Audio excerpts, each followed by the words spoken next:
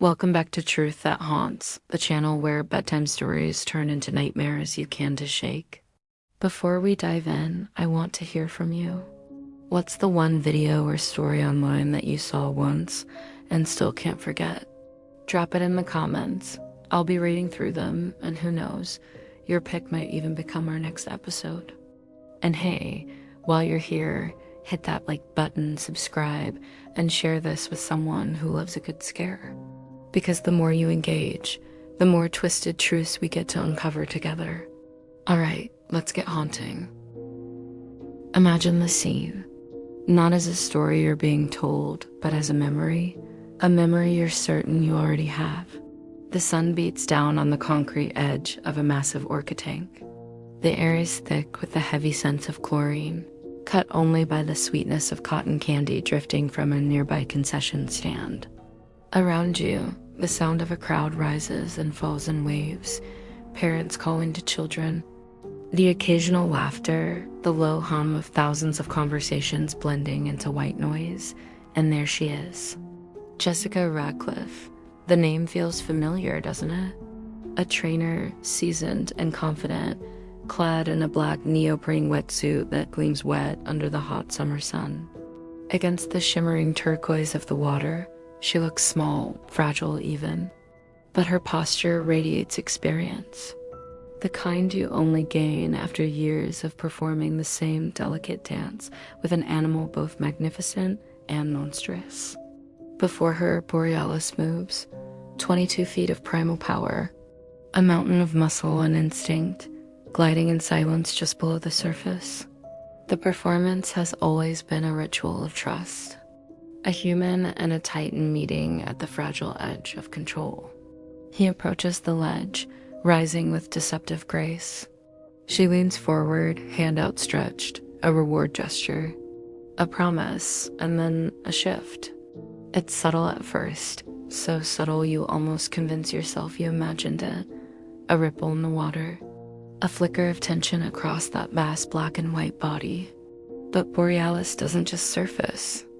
He erupts. The world explodes in a chaos of water and violence. The impact is deafening, a crash that drowns out the chatter, the music, even your own breath. The camera, because there is always a camera, lurches violently, its lens catching fractured glimpses, a flash of teeth, the desperate flail of an arm, droplets of water streaking across the frame like bullets. And then the scream. High, piercing, human. It lasts less than a second before being swallowed by the roar of the tank and the thrash of a beast no one can control. The audio warps into static as crimson bursts into the turquoise water, blooming outward like ink and paper. A shape vanishes beneath the surface, pulled down into the churning dark. The chaos holds for only a heartbeat, then silence. The video freezes, or perhaps it cuts to black. You can't quite remember, but you remember the feeling. The way your stomach dropped into ice, the breath that caught halfway in your throat. You remember grabbing your phone, your fingers shaking as you search for answers. You remember the hashtags. Hashtag Jessica Radcliffe. Hashtag Orca Attack. Hashtag Never Again. You remember the arguments that broke out online, some calling it a tragedy. Others demanding justice, still others replaying the footage again and again like they couldn't stop themselves. You remember the way her name became a whisper, a warning. Don't look up the Jessica Radcliffe video. And here's the most disturbing part. You remember it vividly. Not just the attack, but the aftermath. The way the clip spread across TikTok, YouTube, Reddit. The late night discussions in forums.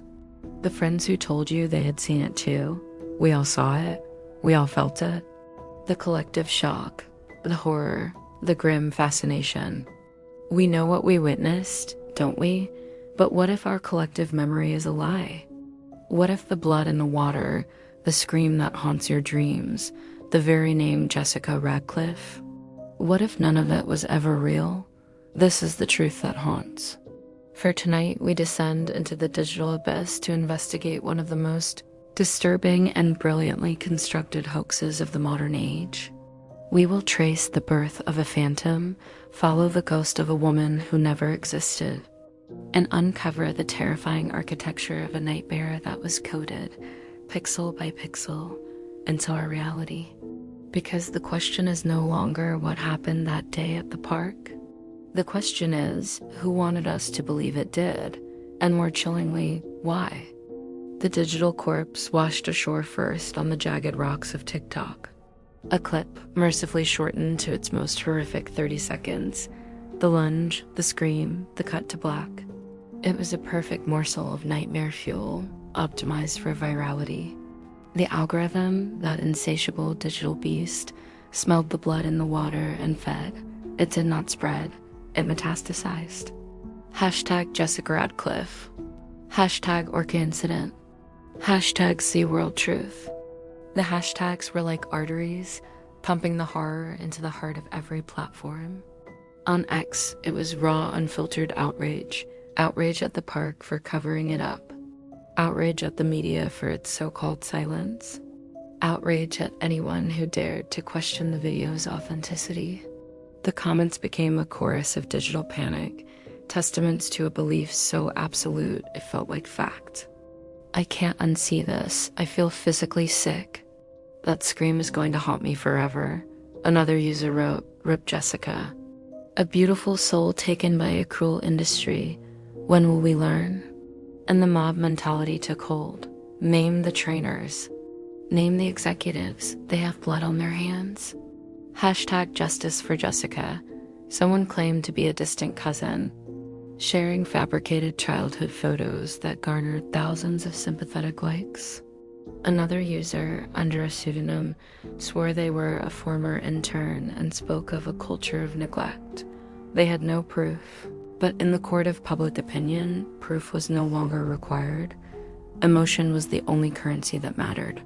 And we believed. We all did. Why? Because the video felt real? It was masterfully crafted in its imperfections. The shake of the camera was a programmed tremor mimicking human shock. The slight blur as it zoomed was a calculated error to mask any digital artifice. The audio distortion on the screen was just enough to feel authentic, to hide the fact it was a composite sound. A stock scream layered with the sound of tearing fabric and rushing water.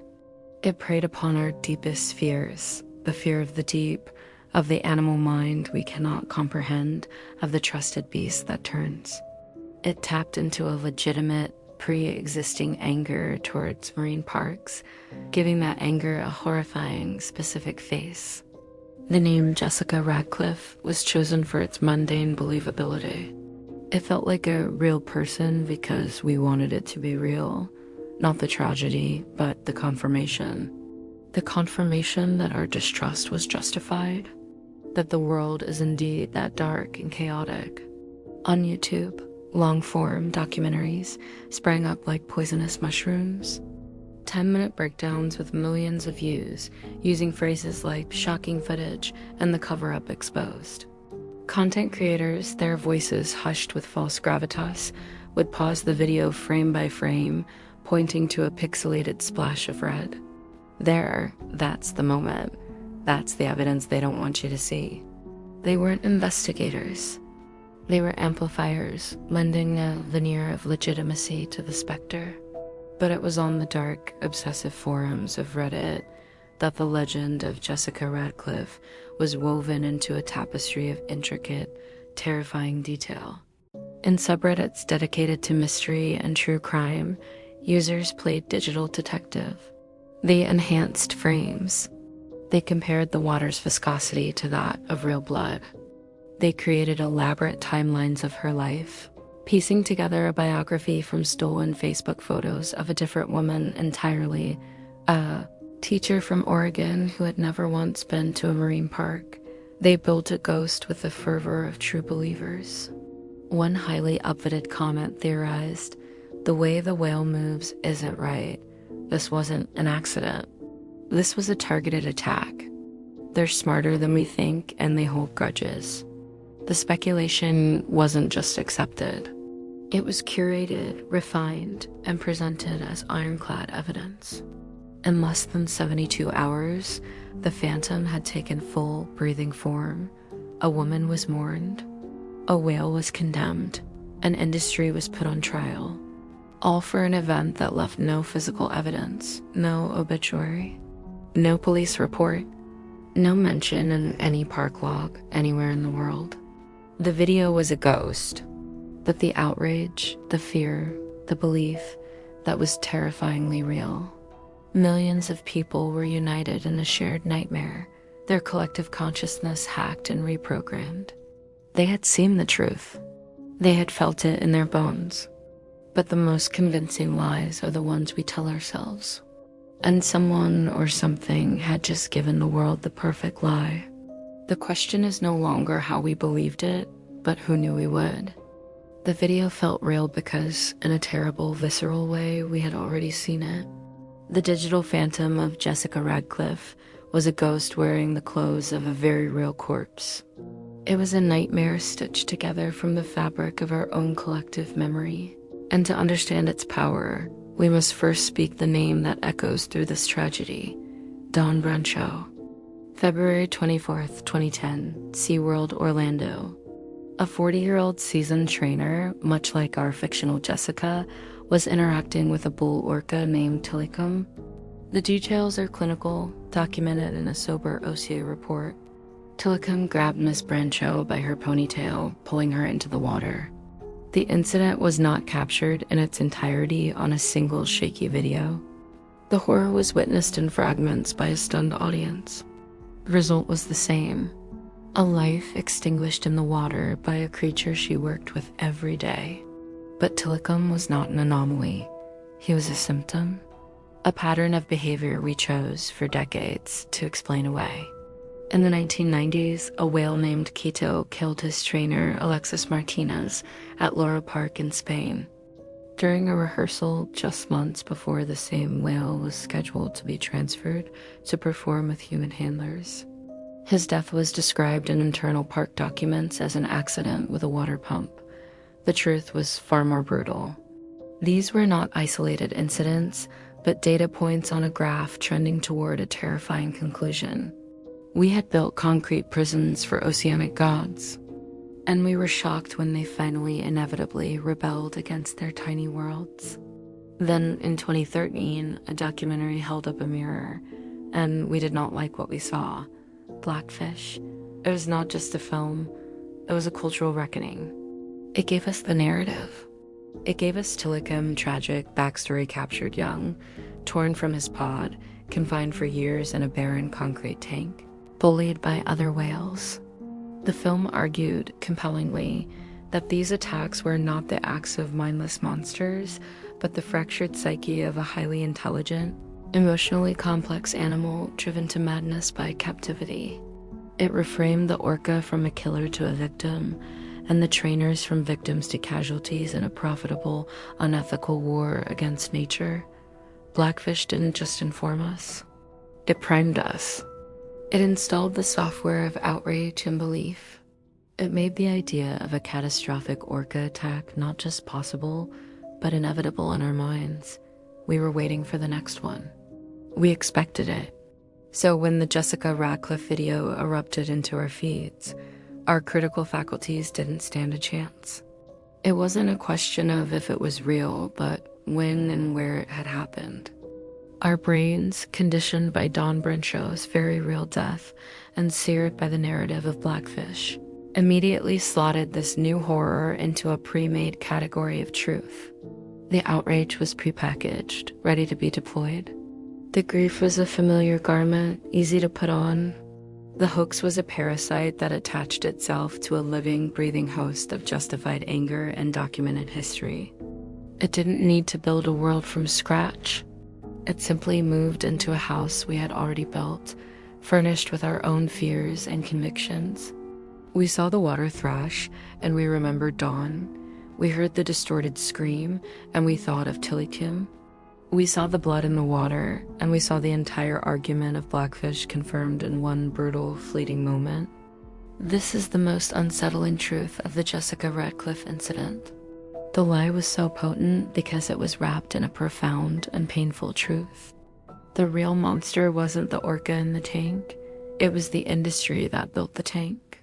The hoax didn't create that belief, it hijacked it, which leads us to the most chilling question of all.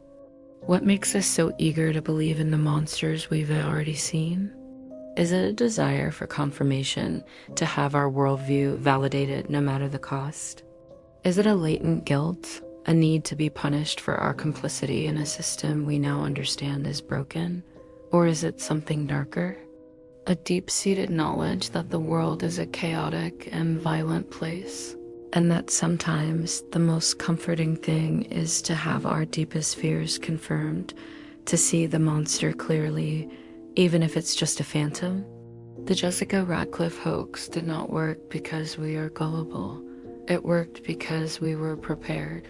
We had been taught the history. We had learned the lesson.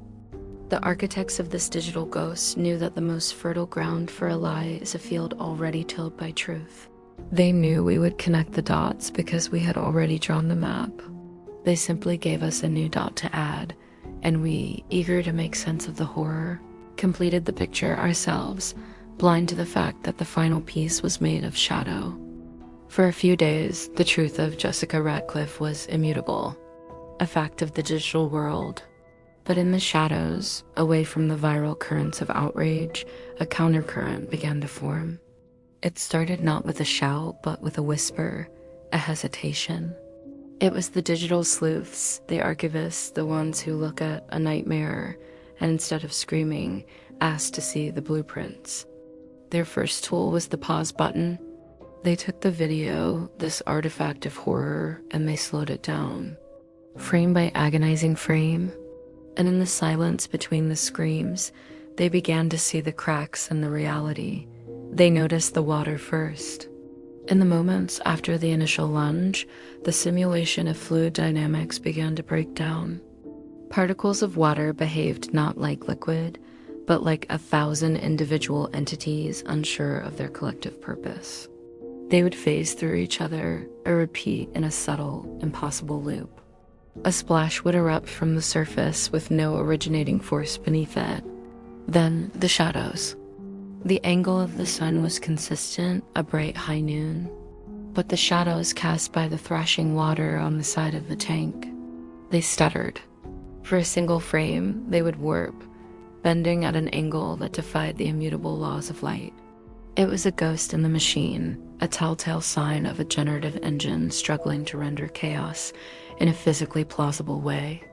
The most chilling discovery, however, was in the background. The crowd. The horrified spectators, their faces blurred mosaics of fear. One investigator on a forgotten subreddit thread isolated a single frame, then another, 3 seconds later. 2 figures in the back, a man in a red shirt and a child on his shoulders, were perfectly identical. Not similar. Identical. Their posture, the blur of their features. A digital copy-paste error in the midst of a unique, catastrophic event. The crowd wasn't witnessing a tragedy. They were a stock asset, a loop texture meant to imply life. They were ghosts, haunting the edges of a seam that never was. The whispers grew louder. The questions turned from who is to blame to does she even exist? The journalists followed the trail of breadcrumbs left by the skeptics. They began making calls to SeaWorld, to other marine parks, to the Coast Guard, to every coroner's office in every coastal city. The result was a resounding, deafening silence. There was no incident report, no OSHA investigation, no missing person filing for a Jessica Radcliffe trainer. The mainstream media had never heard of it because there was nothing to hear. The very silence the conspiracy theorists pointed to as evidence of a cover-up was, in fact, evidence of a void. The digital footprint was even more barren. Every tribute page, every memorial post, every outrage comment, it all traced back to a single 72-hour period. There were no childhood friends coming forward with old yearbook photos. No college classmates reminiscing about her love of marine biology. Before the video, Jessica Radcliffe was a digital non-entity. She had no past, because she never had a present. The conclusion was inescapable and far more terrifying than any rogue orca. The video was not real. It was generated. A synthetic nightmare rendered not on a camera sensor, but on a server farm. Every drop of water, every scream, every splash of crimson was a calculation. A complex, horrifyingly advanced AI had been fed a diet of true horror documentary footage, accident recreations, perhaps even the very real and very tragic incidents we spoke of before. It learned the grammar of violence, the syntax of a tragedy, and then it wrote a perfect, devastating sentence of its own. The fear shifted. It detached from the image of the tank and refocused on the screen itself. The monster was no longer in the water. The monster was the water. The monster was the algorithm. If this could be fabricated so perfectly, so persuasively, then what else could be? What other truth could be weaponized against us? A political scandal? A war crime? An attack? The very foundation of our shared reality, the idea that seeing is believing, shattered into a million glitching pixels. We were no longer afraid of the beast in the deep. We were afraid of the deep itself, the bottomless black digital deep from which any horror could now be summoned, flawless and undeniable, into the light of our screens. The question was no longer, what happened to Jessica Radcliffe? The question now was, who will they make disappear next? So we are left with the void, the empty space where tragedy once lived in our minds. Jessica Radcliffe is gone, but the echo of her scream remains. And this echo forces us to confront a larger, more terrifying truth. We have crossed the threshold. We are now in an era where technology possesses not just the power to document our nightmares, but to fabricate them from nothing. To weaponize our deepest fears with a precision we are utterly unequipped to defend against. The Jessica Radcliffe hoax was not an anomaly. It was a prototype, a test flight of a new kind of psychological warfare, one waged not with bullets and bombs, but with pixels and algorithms. The tools to create such a convincing reality are no longer in the hands of major studios. They are democratized, downloadable, accessible. Any individual, any group, with a grievance or a goal, can now engineer a shared hallucination and unleash it into the wilds of the internet. And the most potent ingredient in this new recipe for chaos is not the technology itself, it is us, our psychology, our credulity, our tribal instincts. We have discovered a horrifying new law of the digital age. If a lie is visceral enough, and if it is believed by enough people, it ceases to be a lie. It becomes a truth. It becomes real in the only place that truly matters, the collective human mind. It rewires our memories, dictates our outrage, and directs our actions. We will protest for a ghost. We will mourn a phantom. We will tear down institutions based on a meticulously crafted fiction. This forces upon us two haunting, inevitable questions about the future we are sprinting towards. First, what happens when an AI hoax is designed not just to shock, but to trigger real-world panic? Imagine a video, seemingly from a credible news source, of a coordinated terrorist attack in a major city, or of a military invasion that never was. The panic would be instantaneous. The stock market would crater. Emergency lines would be flooded. People would get hurt in a stampede. The chaos would be utterly devastatingly real, sparked by an event that existed only in ones and zeros. The fuse of a national crisis could be lit by a single malicious actor in a basement halfway across the globe. And second, perhaps more insidiously, what happens when a real tragedy occurs and we have been so conditioned by hoaxes that we dismiss it as just another fake? When the cries of real victims are drowned out by a cynical, weary chorus of deep fake and AI generated? When genuine pleas for help are scrolled past because we can no longer trust our own eyes? This is the ultimate goal of this new weapon, not just to make us believe the unreal, but to make us disbelieve the real. to sever our final tether to a shared objective truth, leaving us floating in a space where nothing can be trusted and therefore anything can be justified. The scariest part of the Jessica Radcliffe incident isn't that the video was fake. It's that our trust in reality is breaking. We are entering a cold war against the unreal, and we are dangerously unarmed. The orca was never the monster. The monster is a ghost in the machine, and it has learned to speak our language of fear perfectly. It knows which of our buttons to push because it was trained on our own nightmares. The question that will define the coming decade is not about what is real and what is fake. The question is, in a world where nothing can be trusted, what will we become? And that is the truth that haunts. The Jessica Radcliffe Orca incident never happened, but the fear it planted was real. And if an illusion this convincing can spread across the world, what happens when the next one isn't fake? I want to know what you think. Are AI hoaxes harmless scares? Or a sign that we are slipping into a future where reality itself can't be trusted? Drop your thoughts in the comments below.